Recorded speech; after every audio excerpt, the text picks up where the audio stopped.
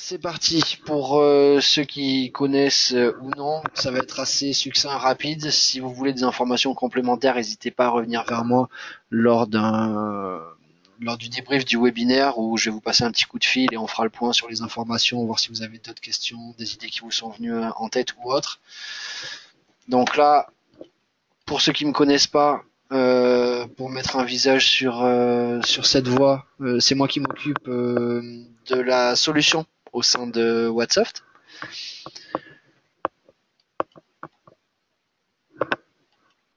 Alors, Altaro, pour démarrer sur la partie éditeur en lui-même, c'est un éditeur qui a été fondé en 2009. Donc c'est assez récent, hein. Ils ont fêté leurs 10 ans il y a quelques mois. Ils ont des bureaux aux États-Unis, en Allemagne, en Grande-Bretagne, Macédoine et Malte, où est situé le siège social, et où a été prise la photo que vous avez vue juste auparavant quand on a reçu une récompense de la part de l'éditeur. Aujourd'hui, comme vous pouvez le voir à l'écran au niveau de la petite illustration, il y a une croissance exponentielle au niveau Altaro. On note plus de 50 000 clients à l'heure actuelle à travers plus de 120 pays. Il y a 10 000 partenaires dans le monde qui utilisent Altaro, des partenaires comme vous. Au niveau des benchmarks, des différents avis, vous pourrez regarder sur le net, vous allez voir, il y a énormément de très bonnes notes concernant Altaro. Et on voit le but, hein, l'objet de votre présence ici, c'est d'essayer de faire partie de cette petite vague qui monte, mais qui monte super vite.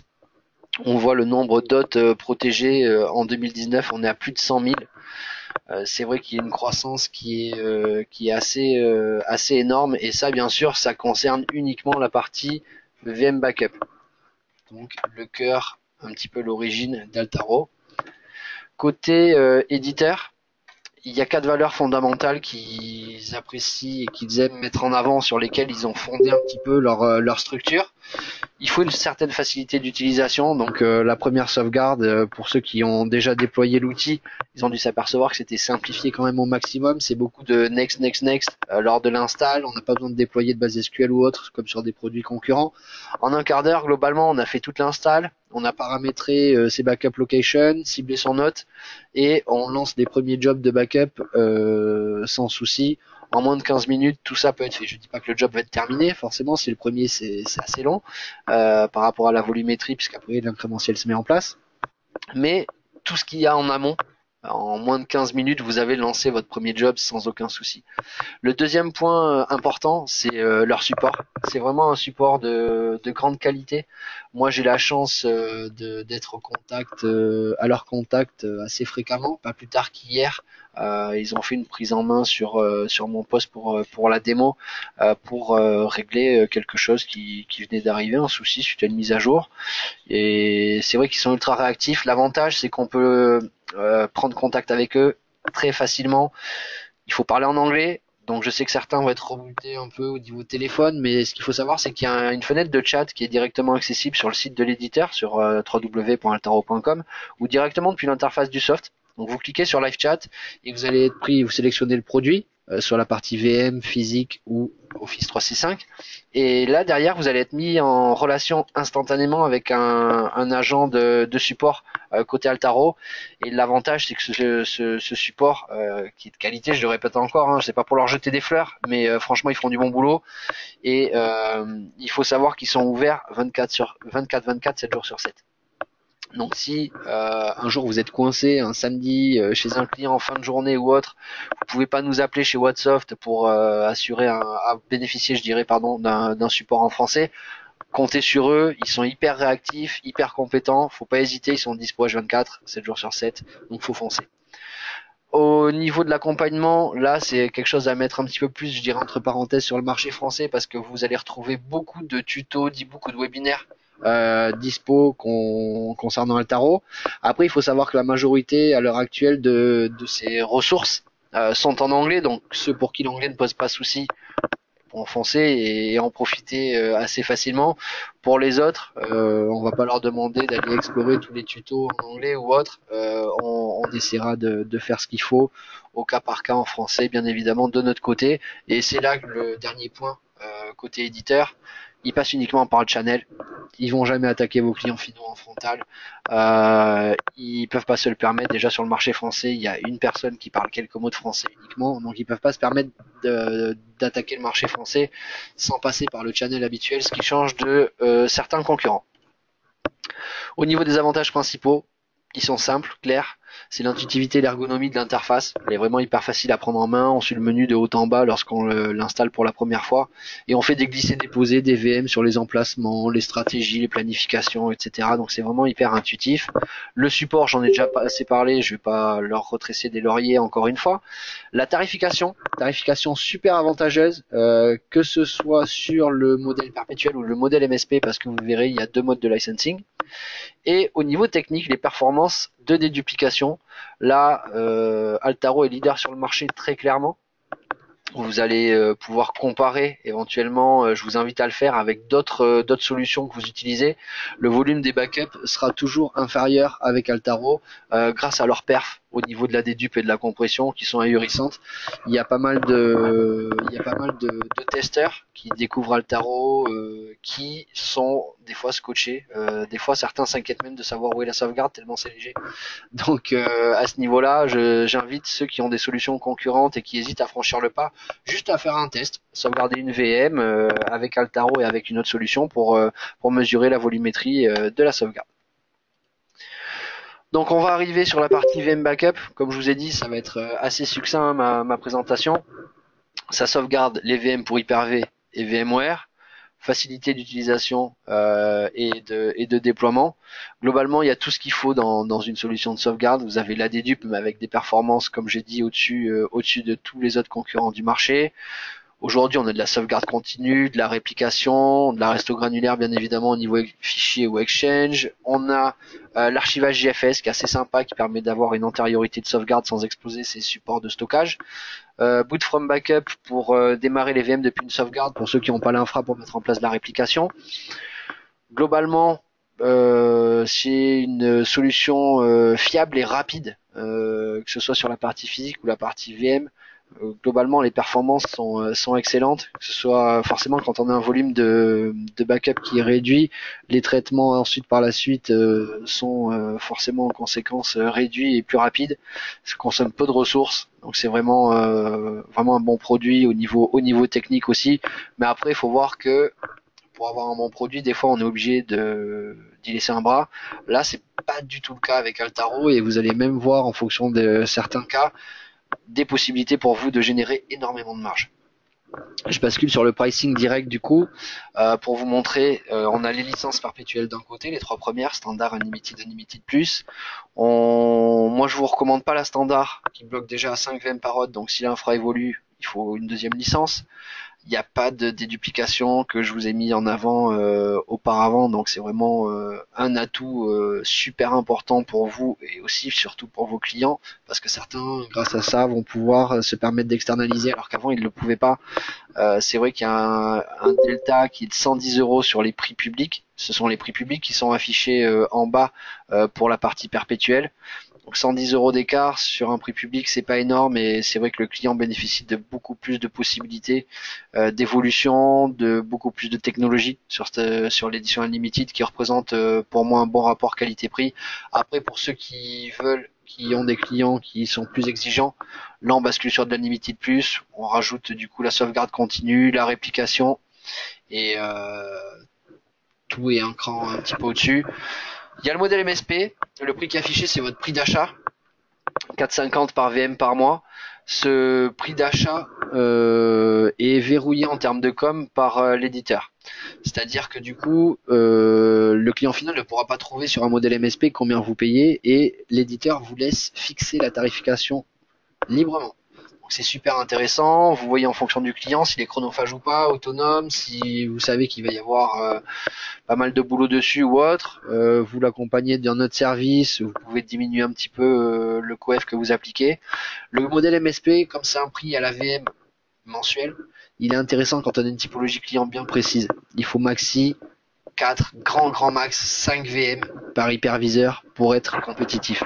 Si vous avez pas mal de petits clients qui ont 2-3 VM, c'est du pain béni pour vous, parce qu'un client qui a 2 VM, il vous revient à 9 € par mois. 9 euros par mois, globalement, ça fait 108 euros à l'année. 108 euros à l'année, et vous vous appliquez un coef de 3 ou de 4, vous vous retrouvez à faire une offre à votre client entre 320 et 430 euros pour un service top, puisque vous pouvez mettre à disposition de la sauvegarde continue, la réplication, etc. C'est l'édition Unlimited Plus qui est fournie à tous vos clients. Là, c'est là que la marge se fait très facilement, et c'est vraiment intéressant quand on a un amoncellement de petits clients d'être sur ce modèle-là. Pour ceux qui ont des questions ou autres, n'hésitez pas, j'ai préparé un PowerPoint avec des comparatifs de coûts de revient, coûts de vente, les coefs appliqués, pour vous donner un ordre d'idée du delta entre le perpétuel et le MSP en fonction du nombre de VM sur lot, parce que c'est ça qui va faire la décision. En fait, c'est le nombre de VM, la volumétrie va impacter la rentabilité. Pour la partie sauvegarde de serveurs physiques, c'est quelque chose qui est arrivé récemment sur Altaro. Donc il faut savoir que ça sauvegarde les serveurs Windows pour l'instant uniquement. Vous pouvez les restaurer soit sous forme de VM sur un autre Hyper-V, soit restaurer les disques sauvegardés en tant que VHD.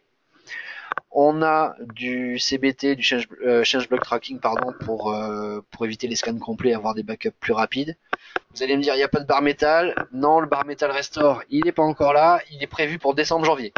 Donc là, on pourra avoir un petit peu ce qu'on a sur les solutions concurrentes avec Altaro. Il y a eu un release officiel qui est arrivé la semaine dernière. Donc ils ont rajouté la resto granulaire, la sauvegarde continue, la sauvegarde native vers Azure, et surtout, ce qui est indispensable, la connexion à la CMC de vos installations Altaro Physical Server Backup. Il faut savoir que c'est uniquement dispo pour les utilisateurs du modèle MSP Altaro VM Backup. Et en termes de pricing, c'est assez simple, c'est le prix de 2 VM. Un serveur physique, c'est 9 euros par mois. Encore une fois, si vous avez un client qui a un serveur physique, 9 par mois, 108 à l'année, vous pouvez facilement faire un bon coef sur ça aussi et faire un pack complet qui sera bien rémunérateur pour vous et en même temps qui fournira de la qualité à votre client. Du coup, je vous ai pris quelques screenshots parce que sur ça, je vais pas faire de démo. Donc là, on voit la fenêtre principale. Vous avez forcément simplifié à mort, hein. Comme je vous ai dit, le menu est vraiment épuré. Sur les settings, au niveau des backups, on définit l'emplacement où on veut sauvegarder le serveur, pardon. On définit le cryptage et la clé de cryptage associée. La politique de rétention, qui là sur l'écran est définie sur 20 jours, on ajuste. Et ensuite, on rajoute ses planifications, les horaires où on veut qu'il y ait sur lesquels on veut qu'il y ait des backups planifiés. Donc voilà, c'est vraiment ultra simplifié. La partie suivante au niveau du menu, je vous ai pris un screenshot en fait de chaque rubrique du menu latéral gauche. Donc là sur la suivante, vous voyez, on peut choisir les disques ou les partitions à protéger, à sauvegarder donc de manière individualisée. Les notifications par mail, il n'y avait pas trop d'intérêt à vous prendre ça. Là, la partie licensing qui était du coup sur du free edition à l'époque. Au niveau des backups, donc on a l'historique des backups qui ont été réalisés par Altaro Physical Server Backup. On voit également la volumétrie source. Donc là, on voit 4 Go 17. On voit les perfs ensuite en termes de compression, compressé à 2 Go, et le job a duré 1 minute 09. Donc au niveau des perfs, moi j'ai vu avec mon responsable, le responsable technique chez Wattsoft, pour comparer, parce qu'on a pas mal d'autres solutions sur lesquelles on effectue de la sauvegarde de serveurs physiques, et il m'a certifié que les résultats étaient extrêmement bons en termes de rapidité. Donc après, globalement, moi j'ai pas le recul nécessaire pour vous dire ça, mais je vous donne le retour de quelqu'un qui gère. Mais le mieux c'est de vérifier par vous-même et de voir un petit peu si ça vous correspond. Donc là c'est pour illustrer ce que je vous disais tout à l'heure en termes de resto à l'heure actuelle. On restaure sous forme de VM ou sous forme de VHD. Vous avez ces deux possibilités directement sur l'interface. Pour la partie Office 365, il faut savoir que il y a la possibilité de restaurer ce qu'on sauvegarde sur le même compte, sur un autre compte utilisateur, au format zip, au format PST. Si vous téléchargez si vous voulez un un fichier zip ou PST, ça vous génère un lien de téléchargement, vous récupérez le fichier directement. Donc ça c'était pour vous montrer un petit screen de l'interface. Encore une fois, j'ai essayé d'aller assez rapidement dessus parce que là, ce qui va être intéressant, c'est plus les slides suivantes, puisque ont été ajoutés à l'offre existante auparavant Office 365 Exchange Only. Maintenant, on a la possibilité d'avoir un pack complet avec Exchange, SharePoint et OneDrive. Il faut savoir que c'est hébergé sur le data center Microsoft aux Pays-Bas, donc niveau RGPD, tout est OK. Au niveau de la restauration, on restaure soit sur le site SharePoint d'origine ou le compte Pro OneDrive d'origine. On a la possibilité de faire de la resto granulaire et d'explorer bien évidemment les supports. La recherche, par contre, NuDoc n'est pas disponible actuellement avec le premier release. Ça arrive dans la prochaine mage en fait, tout simplement. En termes de licensing, il faut savoir que il y a deux offres maintenant du coup sur Altaro. On est sur une offre Exchange Only à 1,25 en prix de départ par user par mois, hébergement compris, rétention illimitée, backup toutes les 6 heures. Et sur le pack complet Exchange, SharePoint, OneDrive, là on est à 2,11 par user par mois. Encore une fois, c'est les prix de départ. Vous allez voir par la suite qu'il y a des tranches et la volumétrie va impacter directement vos prix d'achat qui seront dégressifs, bien évidemment. Vous allez pouvoir le voir directement ici. Donc là, vous avez la tarification pour la partie Exchange Only. On voit qu'on a une baisse à peu près là de 6 centimes en moyenne par tranche passée, donc ça nous permet de tomber de 1,25 à 1,02 sur une bonne volumétrie sans avoir grand chose à faire à part rajouter des clients et générer de la marge. Donc c'est assez intéressant. Après sur ce principe-là, tous les éditeurs font ce type de pricing. On a la même chose sur le pack complet dont je vous parlais, dont le prix de départ est à 2,11, sauf que là ça baisse pas de 6 centimes par tranche, c'est 10 centimes. Donc encore plus intéressant, on arrive à 1,72 sur la volumétrie 5000 à 10 000 users. Faut savoir que si vous dépassez cette volumétrie là, vous aurez bien évidemment un prix qui sera encore inférieur et qu'on négociera en direct du coup après avec Altaro. J'en ai pas parlé, mais je croyais avoir une slide sur ça. J'ai mal fait mon boulot ou j'ai pas enregistré mon PowerPoint, je sais pas ce que j'ai fait en le préparant, mais le pack que vous voyez ici à 2,11 avec Exchange, SharePoint et OneDrive, vous avez dû recevoir un emailing hier que j'ai fait partir parce qu'ils ont mis une promo en place qui est vraiment canon, sur laquelle ils offrent ce pack pour tous les MSP jusqu'à la fin de l'année dans la limite de 500 users. C'est-à-dire que c'est pas un cadeau empoisonné entre guillemets, vous allez être bloqué à 25 users et sur lequel vous n'allez pas pouvoir vraiment l'exploiter. Là, vous avez 500 users gratuits. Ça peut faire potentiellement un petit millier d'euros entre guillemets de crédit de la part d'Altaro, ce qui est toujours bon à prendre. Ça peut permettre soit d'augmenter les marges sur des projets qu'on pense closer avant la fin de l'année, soit sensibiliser des clients gratuitement, leur mettre ça en place et voir avec eux par la suite si on le laisse à partir de janvier ou pas. Il faut savoir que nous on reprendra la facturation qu'à partir de janvier à ce niveau-là, et ceux qui voudront continuer continueront, ceux qui voudront arrêter seront libres d'arrêter. L'avantage c'est que sur la partie Altaro MSP, que ce soit sur le VM Backup ou Office 365, il n'y a pas d'engagement de durée, il n'y a pas de contraintes à ce niveau-là, donc si vous voulez arrêter, vous arrêtez tout simplement.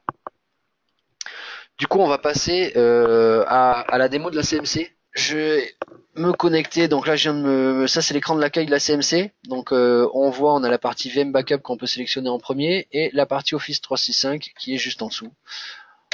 Moi ce qui m'intéresse aujourd'hui c'est la partie VM Backup. La partie Office 365 a été pas mal montrée pendant le What Day, donc au pire des cas je ferai une petite bascule dessus à la fin histoire de montrer l'interface à tout le monde, mais la partie la console, la CMC pour les VM n'a pas été assez mise en avant à mon goût. Donc voilà la petite session de démo et de rattrapage. On a un menu latéral gauche que je vais vous faire découvrir de haut en bas. Là c'est le dashboard, clairement, donc on a les petites infos en pop-up qui sont en haut à droite. On a ici les opérations en cours et à venir pour la journée. On a ici l'historique à droite des opérations qui se sont déroulées. Et en bas, on voit là son parc Altaro. Donc moi en l'occurrence j'ai que l'infra Wattsoft. J'ai fait un petit peu de ménage suite à mes dernières démos pour pas surcharger l'écran pour rien. Mais on voit très rapidement si on ajoute des clients, mais ils viendront se rajouter juste en dessous de Wattsoft Infra avec les mêmes codes couleurs qui sont assez simples et assez faciles à appréhender. On le voit, la couleur verte, c'est que tout est OK. Donc là, sur les backups, backup successful, offsite copy successful. La vérification est rouge, c'est parce que j'avais mis une simulation de restauration. On peut planifier des simulations de restauration sur les backups. Par contre, il faut être plus malin que moi et s'assurer qu'on a la place nécessaire. Donc moi, j'ai eu un job qui a échoué pour des problèmes d'espace disque. Voilà, donc rien de bien méchant en soi, mais on peut paramétrer soit un scan rapide, soit carrément une restauration dans une sandbox. Donc moi c'est ce que j'avais voulu mettre en place et pas assez d'espace disque. Donc je me suis retrouvé coincé. Du coup on voit rapidement le problème, il est sur la vérif, sur l'écran d'accueil. Le bleu ça veut simplement dire que ça n'a pas été mis en place, pas été paramétré. Voilà, donc moi on voit que j'ai pas mis la réplication en place sur notre infra. Ça, c'est un dashboard qui est assez utile pour, en un coup d'œil, en quelques secondes seulement, voir l'état de votre parc Altaro. Globalement, l'intérêt de ce dashboard, c'est de réduire les alertes par mail et d'optimiser votre temps. Vous posez le matin avec votre café, vous jetez un coup d'œil à la CMC une fois connecté, vous cliquez 2-3 fois sur les clients concernés sur lesquels il y a du rouge éventuellement, et vous allez regarder ce qui se passe sans avoir besoin d'éplucher des mails et de vous spammer vos propres boîtes tout au long de la journée. Donc là, on voit quand on se met en surbrillance, quand on se met par-dessus la partie backup, par exemple, j'ai mis un serveur physique en backup et on a 2 VM, donc on voit bien 2 et 1 s'afficher au niveau des serveurs. Si je clique sur Wattsoft Infra, vous voyez, on a le détail, tout simplement. Ici, c'est le serveur physique où il y a le backup simple, local. Et ici, la partie VM où on a un backup local, une copie externalisée, ma vérification qui est une simulation de restauration qui a échoué à cause d'espace disque, et la réplication. Donc on voit à peu près tout directement ici dans le détail. Mais pour que ce soit bien organisé et bien propre, vous avez bien évidemment un écran qui représente vos clients, sur lequel de manière autonome vous pouvez rajouter bien entendu des clients. Savoir par exemple, je veux créer mon client Coca-Cola. Donc voilà, si je coche cette case, ça veut dire que dès que je vais associer le client Coca-Cola, son infra, à mon compte MSP, il va passer en prod en MSP. Si je la décoche, c'est uniquement si par exemple j'ai un client qui a du perpétuel que je veux manager depuis ma console et sur lequel je veux pas qu'il soit facturé en MSP, donc je la décoche, il n'a pas de licensing, mais c'est pas gênant parce qu'il y a une vraie licence derrière. Pour ceux que vous allez passer en prod en MSP, vous laissez cette case cochée, vous faites next, et ensuite il va vous proposer de lier ou pas les installations. Donc là moi je vais pas le faire, hein, c'est simplement pour un exemple. Et voyez, ce client là va venir se rajouter. Comme j'ai coché la case, on voit que subscription est affiché en vert. Si on veut le basculer, on fait un simple clic dessus, on révoque la subscription, hop, c'est parti. Ensuite, dès qu'on va ajouter une infra, en fait, dès qu'on va ajouter un client, vous avez vu, il me propose de lier soit la partie VM, soit la partie serveur physique. Donc ensuite, tout simplement, quand on fait l'association, d'un côté, on a une possibilité de faire l'association par login et mot de passe de votre compte MSP, ou sinon, vous allez depuis cette console générer je vais vous faire un deuxième exemple. Alors vous allez dire je suis très soda parce que là je suis sur du Fanta, Coca, je sais pas, c'est ce qui me passe, ce qui me vient en tête. Si je fais next et que je veux lier par exemple une installation VM Backup, vous allez voir, il me demande à quel client je vais attitrer l'infra. Donc là ça sera pour le client Fanta. Je fais next, next, et il me génère cette clé que je vais copier tout simplement sur la console locale du client. En haut sur le menu, il y a une petite icône CMC. Je clique dessus, je colle cette clé de licence et l'association se fait en 3 secondes. Donc c'est vraiment assez simple à fournir si vous avez des techs auxquels vous voulez pas forcément fournir le login et le mot de passe de votre compte MSP, ce qui peut se comprendre éventuellement. Faites-les passer par la CMC et au final ils génèrent leur clé d'accès temporaire. À noter, elle dure 8 heures, donc la générez pas la veille pour un tech pour le lendemain, ce serait dommage, ça marchera pas. Voilà, au niveau de l'infrastructure, après on peut voir du coup les autres managers, les différentes installations en fonction des clients. Donc là, on voit bien dans mon exemple, il y a du matos que sur WhatsApp Infra. On voit le serveur physique ici, on voit l'autre Hyper-V ici. Voilà, et du coup sous forme d'arbo, on peut voir un petit peu globalement ce qui se passe et ce qu'il y a chez le client WhatsApp Infra. Donc si je clique ici, voilà, j'ai le détail. C'est pour vous permettre de vous organiser si vous voulez checker les autres assez rapidement, vous voulez pour une raison X ou Y, tout sera formé de manière classique, hein. Formalisé pardon de manière classique avec une arborescence un peu plus classique. Les templates, ça c'est vraiment une partie qui est super intéressante et super utile pour la plupart des techs. J'en ai certains qui sont un petit peu addicts à ça. Alors je fais un peu de ménage parce que je le montre souvent lors des prises en main ou des démos. Mais globalement, le but de ces templates, c'est si vous appliquez pas mal de fois la même stratégie à vos clients, c'est de gagner du temps.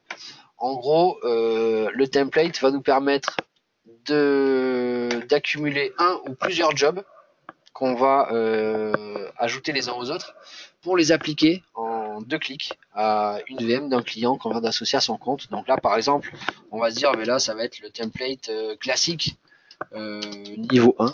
C'est-à-dire que c'est chez client là, par exemple, vous allez mettre en place que du local et pas du local et de l'externalisé. Donc, on a ici l'écran planification, politique de rétention qu'on peut définir, et paramètres avancés, dédupe, cryptage, etc., etc., le CBT pour que ça aille plus vite. Donc là, les paramètres avancés, je vous recommande de les laisser tels quels, à part pour le cryptage si vous voulez le mettre en place même en local. Là, c'est assez simple.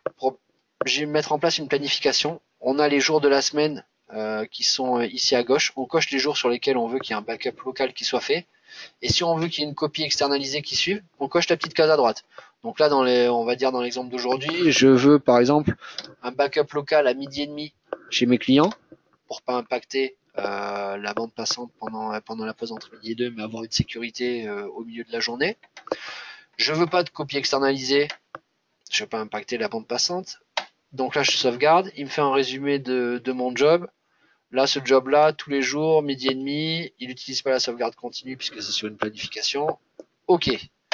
Mais je veux que ce client, je veux lui rajouter un nouveau job et je veux que le soir, par contre, à 22h, le job se fasse en local, mais qu'il soit bien sûr enchaîné derrière une externalisation, soit vers du Azure, vers un serveur de stockage ou un data center à vous, sur lequel vous déployez l'Alta Offsite Server qui est gratuit et qui va vous permettre d'augmenter les marges parce qu'il n'y aura pas de surcoût sur l'hébergement. Là, on veut qu'il y ait une deuxième sécurité, par exemple, je le sauvegarde. Il me dit que maintenant, au niveau de la planification, on voit bien 2 jobs. On en voit un qui est poursuivi par une offsite copy. Donc là, on confirme. Et j'ai le classique niveau 1, que je viens d'appeler comme ça, qui est apparu ici en termes de template. Donc si je veux l'appliquer à des VM, en passant par l'écran template, c'est assez simple. On arrive dessus, on clique Assign to VM. On vient là, on sélectionne les VM auxquels on veut assigner ce template, donc le classique niveau 1. Je clique ici, il voit bien les 2 VM, il me donne l'infra, il me donne l'autre, histoire de m'assurer que tout soit OK. Je lui assigne le template. Donc vous voyez, le job est en hop, le paramétrage est déjà terminé. Maintenant, mes 2 VM sur mon infra Wattsoft vont se sauvegarder entre midi et 2, donc à midi et demi en local, et à 22h tous les jours avec une externalisation. Donc là, en fait, j'ai fait un petit mix, hein, je vous ai montré le local et le externalisé. Le but, en gros, pour vous, c'est de faire, par exemple, un template local, où vous allez mettre en place, par exemple, un job entre midi et 2, un job le soir, mais uniquement en local. Ensuite, un deuxième type de template où vous allez mettre, comme l'exemple que j'ai fait, un template plutôt mixte, je dirais, sur lequel vous faites du local et de l'externaliser le soir. Après, vous pouvez augmenter les fréquences pour des clients avec des exigences plus élevées, mais toujours le même but, c'est de gagner du temps, que ce soit simplifié, que ce type de paramétrage, vous le fassiez qu'une seule fois quand vous mettez en place votre template. Après, il est enregistré dans votre console.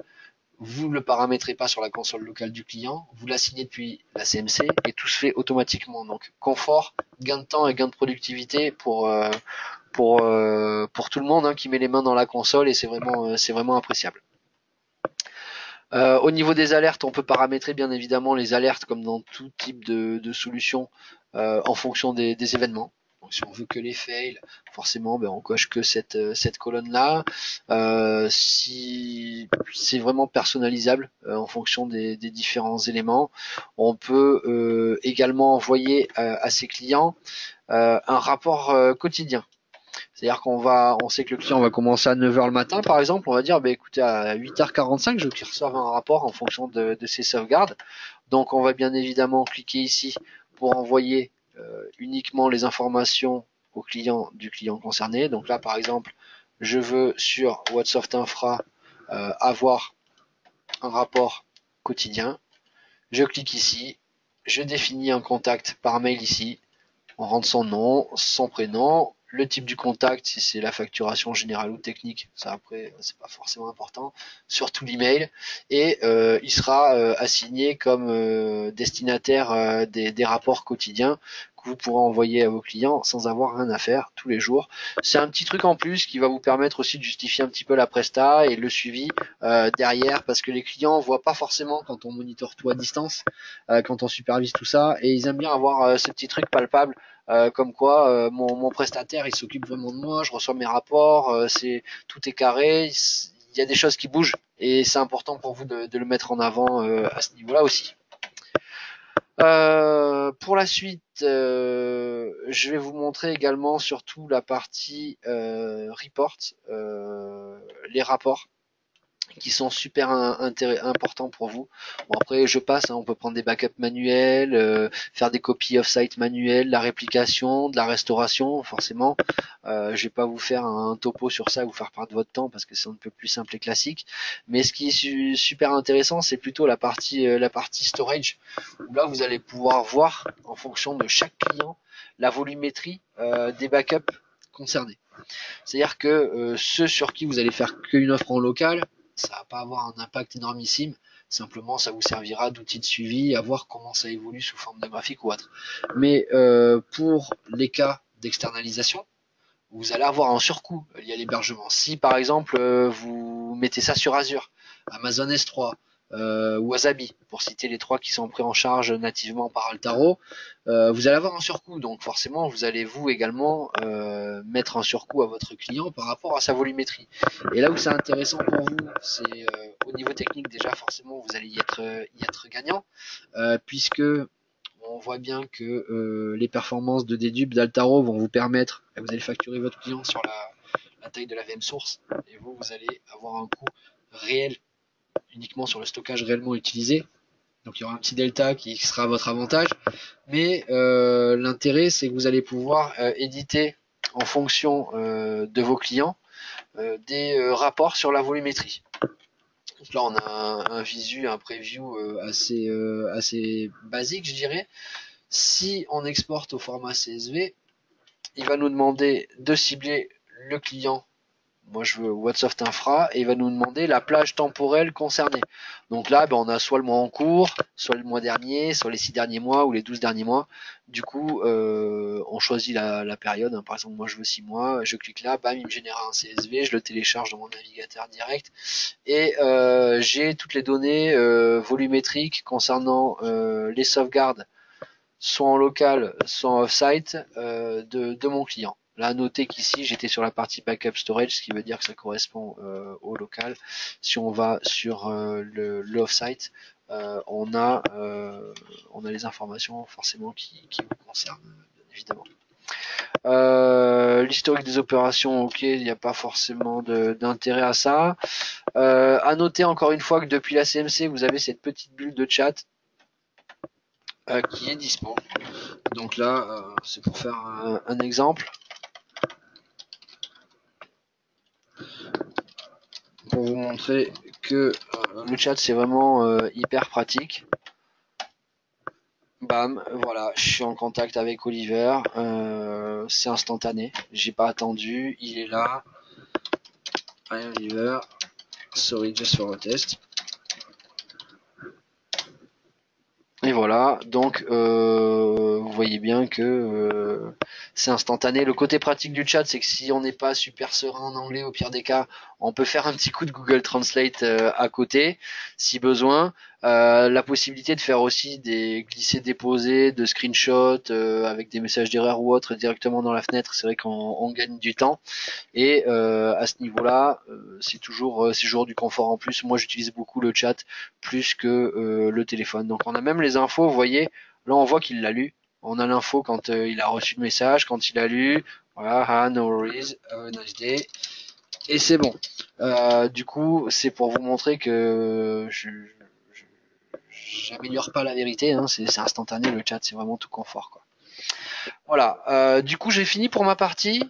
Pour ceux qui ont des questions ou autres, ça va être le moment. De mon côté, je vais couper l'enregistrement. Je vous remercie à tous pour votre présence. Et puis maintenant, on va passer à l'échange questions-réponses qui sera un petit peu plus convivial.